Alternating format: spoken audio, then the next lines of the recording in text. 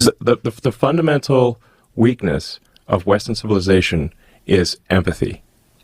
The empathy exploit. They're exploiting a bug in Western civilization, which is the empathy response.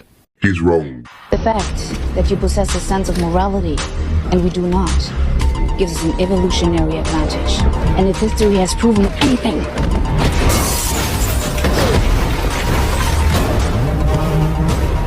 it is that evolution always wins. So what is empathy, and why is it very different than sympathy? Empathy fuels connection. Sympathy drives disconnection. Empathy, it's very interesting. Teresa Wiseman is a nursing scholar who studied professions, very diverse professions where empathy is relevant, and came up with 4 qualities of empathy. Perspective taking, the ability to take the perspective of another person or recognize their perspective as their truth. Staying out of judgment, not easy when you enjoy it as much as most of us do. Recognizing emotion in other people and then communicating that. Empathy is feeling with people. And to me, I always think of empathy as this kind of sacred space when someone's kind of in a deep hole and they shout out from the bottom and they say, I'm stuck, it's dark, I'm overwhelmed. And then we look and we say, hey, I'm down. I know what it's like down here. And you're not alone. Sympathy is, ooh, it's bad, no. You want a sandwich? Empathy is a choice, and it's a vulnerable choice, because in order to connect with you, I have to connect with something in myself that knows that feeling. Rarely, if ever, does an empathic response begin with at least. And we do it all the time, because you know what? Someone just shared something with us that's incredibly painful, and we're trying to silver lining it. I don't think that's a verb, but I'm using it as one. We're trying to put the silver lining around it. So, I had a miscarriage. At least you know you can get pregnant. I think my marriage is falling apart. At least you have a marriage. John's getting kicked out of school. At least Sarah is an A student. But one of the things we do sometimes in the face of very difficult conversations is we try to make things better. If I share something with you that's very difficult, I'd rather you say, I don't even know what to say right now, I'm just so glad you told me. Because the truth is, rarely can a response make something better. What makes something better is connection. Empathy almost needs to be struck from the Christian vocabulary. It does. Empathy is dangerous. Empathy is toxic. Empathy will align you with hell. The fundamental weakness of Western civilization is empathy. The empathy exploit. They're exploiting a bug in Western civilization, which is the empathy response. So, and I think empathy is good, but you need to think it through and not just be programmed like a robot. So crapping on empathy is so hot right now within Christian nationalism, but more broadly right-wing authoritarianism, and not because there's any validity to it, but because it is rhetorically useful for socially structuring power and values and boundaries, and right-wing authoritarianism is closely connected with a lack of empathy. We all live in our own version of reality, a reality that is limited by our senses, our temperament, and our own experiences. It is the only reality we will ever truly know. But it is crucial to our personal development, our relationships, and to society itself that we make the effort to try and experience other people's realities as well. This is done through empathy. Simply stated, empathy is an active attempt to understand another person's perspective, their emotions, and in essence, their reality. We are social animals, and our ability to communicate and understand each other's emotional states is key to maintaining our relationships. So it is little wonder that the ability to empathize is hardwired directly into our brains. One area that assists in this process is the right supramarginal gyrus, which helps us to distinguish our own emotional state from that of another person, and plays a key role in our ability to observe and assess what other people are experiencing. Studies from Neuron Science Journal suggest that we have systems of mirror neurons in our brains that cause us to mimic the actions of others. That is why when we see someone yawn, we will often yawn in reply. And when we observe someone experiencing joy or pain, we experience the same sensation to a certain extent. But these reactions are primarily driven by subconscious reflexes. In order to be truly empathic, you have to actively think beyond yourself and your own concerns. You can develop this empathic skill by practicing some simple habits. Suicidal empathy. Are you ready?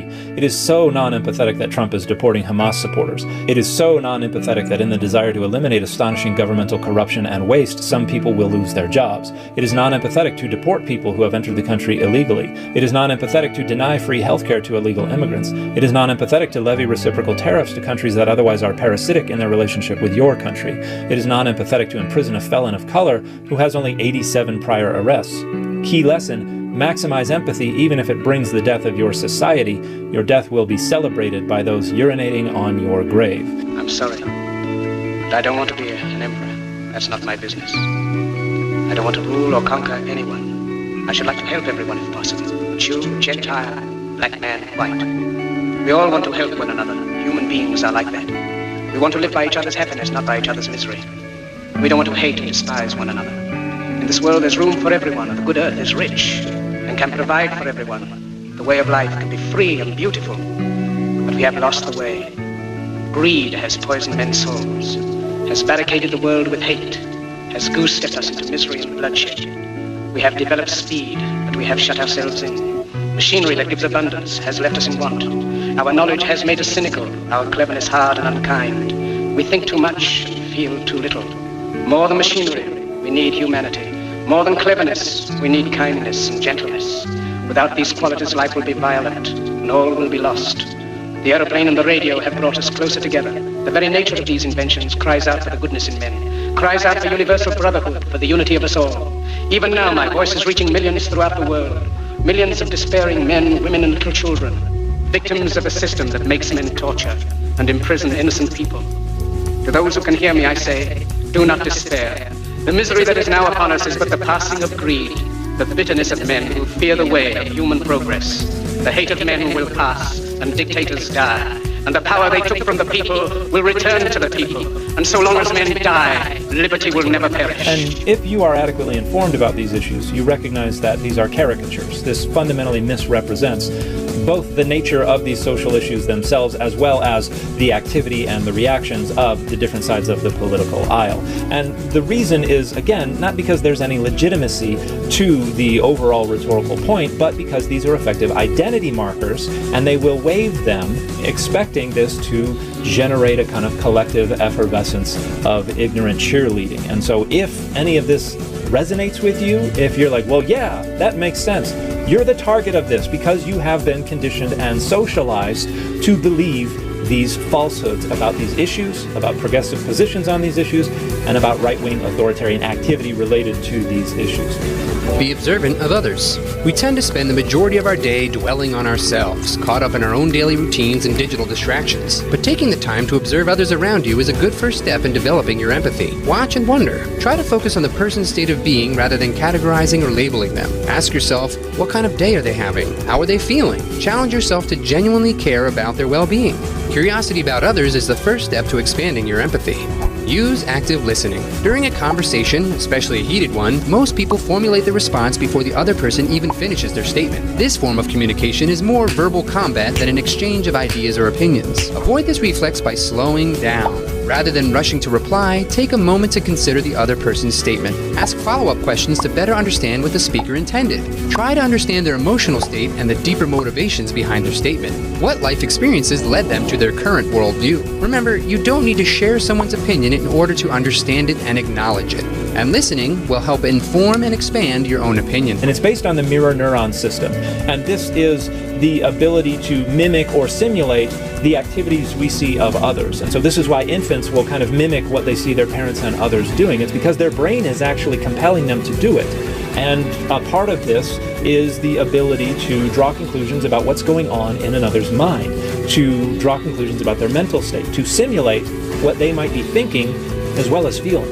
And this gives rise to the theory of mind, our ability to draw conclusions about what's going on in other people's minds. And this allows us to interact in more informed and calculated ways. But it also helps us to simulate what they might be feeling, which is what gives rise to things like sympathy pains and other things like that. So when we see other people experiencing things, there's a degree to which our mind is simulating those experiences. And all of this is intended to help us more efficiently and effectively engage socially so that our social groups can grow larger and larger without breaking down. because we can cooperate, we can compete when it becomes necessary or useful to us. And on a social level, things like religion are institutional frameworks that also contribute to that, because they give us means of costly signaling. And that's ways to signal to others that we might not know that we can be trusted, that we can engage in the behaviors that are expected of faithful members of the in-group. And so religion is one of the social frameworks that facilitates the increased complexity and the increased size of social groups without them breaking down. And we call those features that allow increased complexity and size pro-social features. So pro-sociality is things that contribute to the integrity and the cohesion of society. And empathy is one of the central motivators of pro-sociality, because it allows us not only to draw conclusions about the mental states of others, but even to feel what they're feeling, and that increases cooperation. Open up. Learning more about other people's experiences is a key element to seeing the world through someone else's eyes. But it is also important to open up about your own feelings and experiences. Empathy is a two-way street that at best is built upon mutual understanding. Through a combination of uncovering the deeper motivations of someone else's position and expressing our own underlying concerns, we often discover a shared commonality, even with those who hold different beliefs than ours. Through the practice of keeping an open mind, empathy helps us challenge prejudice, find commonality, and expand our moral universe. Without it, we are apt to label people outside our circle as the other, the problem, or the enemy. These labels draw lines in the sand that prevent us from moving forward or growing. It cuts us off from the realization that the human experience is a shared experience. We have much more in common than we think, and are really just seeing small variations of the same reality. Now, whether or not empathy is helpful or harmful to human sociality and civilization has to do with the scope of empathy, because we have a variety of different social identities that are intersecting and that are more important to us or less important to us. And those social identities are not all encompassing, they are limited. And we are usually going to be most closely tied to the social identities that we grew up with, the social identities of those who are closest to us, the social identities of those who look and talk and eat and dress and act like us. And so that limited scope can contribute to what is known as parochial empathy. And that is where we have much greater empathy for those who are closest to us, to the degree that it creates antagonism toward the outgroup. And so empathy can be harmful when parochial empathy gets too acute and causes us to harm the outgroup, or to dehumanize the outgroup, or to try to get rid of the outgroup. Now, not all empathy is parochial empathy. You do have a more general empathy that can increase the scope out beyond the in-groups that are closest to us to include others who may be entirely within outgroups, who may not share any real significant social identities with us. And that's the type of empathy that is more supportive of human sociality and civilization. Soldiers, don't give yourselves to brutes. Men who despise you, enslave you, who regiment your lives, tell you what to do, what to think, and what to feel, who drill you, diet you, treat you like cattle, use you as cannon fodder. Don't give yourselves to these unnatural men with machine minds and machine hearts. You are not machines, you are not cattle, you are men. You have the love of humanity in your hearts. You don't hate, only the unloved hate, the unloved and the unnatural. Soldiers, don't fight for slavery, fight for liberty. In the 17th chapter of St. Luke it is written, the kingdom of God is within man, not one man nor a group of men, but in all men, in you. You, the people, have the power to create machines, the power to create happiness. You, the people, have the power to make this life free and beautiful, to make this life a wonderful adventure. Then in the name of democracy, let us use that power. Let us all unite. Let us fight for a new world, a decent world, that will give men a chance to work, that will give youth a future and old age a security. By the promise of these things, brutes have risen to power, but they lie. They do not fulfill that promise. They never will. Dictators free themselves, but they enslave the people. Now let us fight to fulfill that promise. Let us fight to free the world, to do away with national barriers, to do away with greed, with hate and intolerance. Let us fight for a world of reason, a world where science and progress will lead to all men's happiness. Soldiers, in the name of democracy, let us all unite!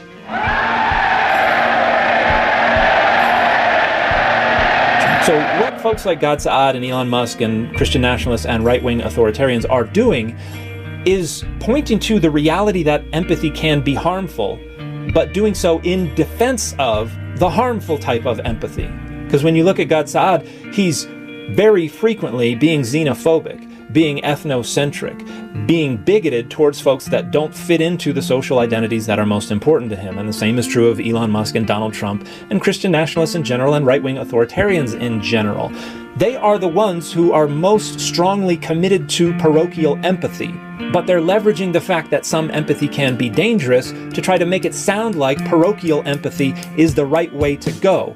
But parochial empathy is precisely the dangerous type of empathy. So they are undermining their own case. They don't have the foggiest idea what they're talking about. They're just trying to leverage some findings from these fields of inquiry to try to defend their own intuitive, petty, and naive identity politics, which are fundamentally right-wing authoritarian and are engaged in precisely that kind of parochial empathy.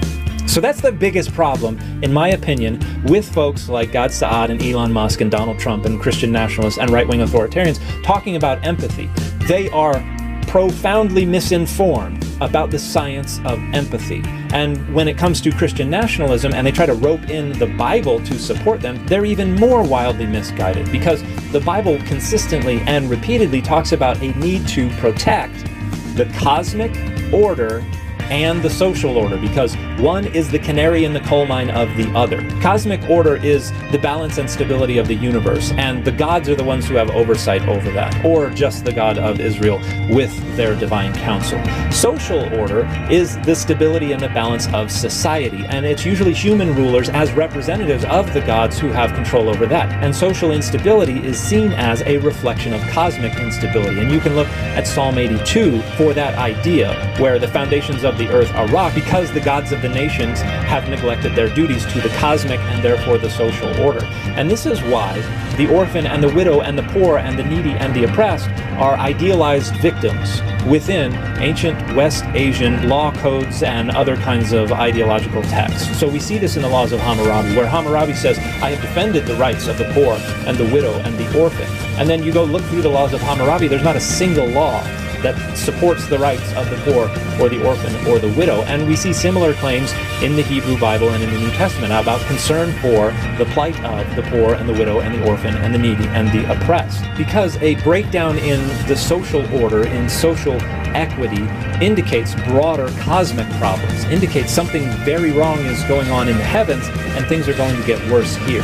And this is part of what the prophetic critique is all about. The 8th century prophets down to Jesus, there was a concern for the elites within society who might manipulate the economic systems, who might manipulate the justice system, who might manipulate land consolidation and debt consolidation and all these things to advance their own interests to the detriment of the poor and the needy and the orphan and the widow.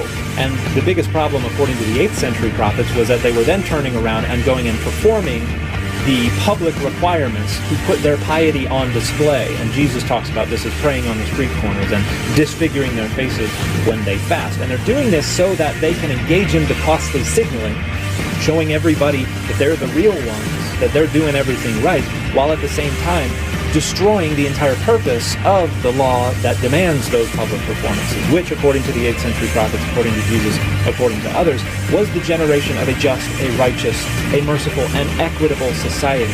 Because without equity, you cannot have the justice and the righteousness and the mercy. And so this is not to say they were all communists. It's to say that they were concerned that social equity not get too out of whack because of the cosmic significance of that. So empathy is a big part of that. And when people try to crap on empathy and say that it's hurting us, what they're really talking about is that it is threatening to the structures of power that benefit the dominant group. That's the in-group for these people, and that's the only group they care about. And so that's the parochial empathy that creates the kind of antagonism that can hurt others, and that can lead to the erosion of human societies and human civilizations. So when people are crapping on empathy because it hurts civilization, they're the ones engaged in hurting civilization, and they don't even know what they're talking about, and they need to grow the hell up.